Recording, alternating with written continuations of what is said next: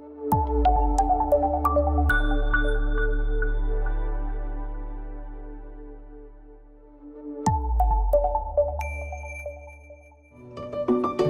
all read the MSG chapter for today. Wondering what your reactions were to that chapter. My name is Rachael Ju, and I'm teaching Asian American Food Studies.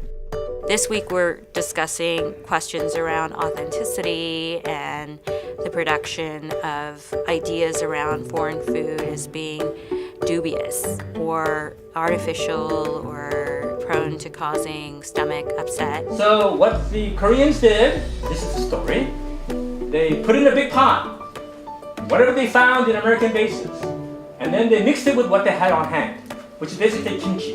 On Thursday, we had a visitor. His name is Robert Koo, and he's considered one of the pioneers of Asian American food studies. He came to class to talk about his book, Dubious Gastronomy, and also to cook what you could think of as the most dubious food that exists, which is budae-jjigae, which is really based around this post-Korean War history where many Koreans, at least the story goes, were looking for ways to feed their families, and one of those ways was through relationships with U.S. military personnel or by looking through the discards of military bases.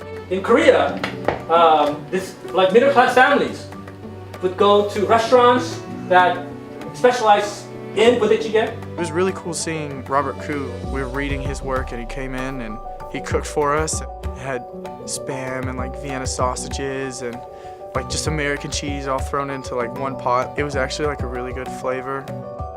I guess I wasn't expecting to learn so much about like Asian American immigrant history. I thought it'd be like solely focusing on food, but they're like so interconnected.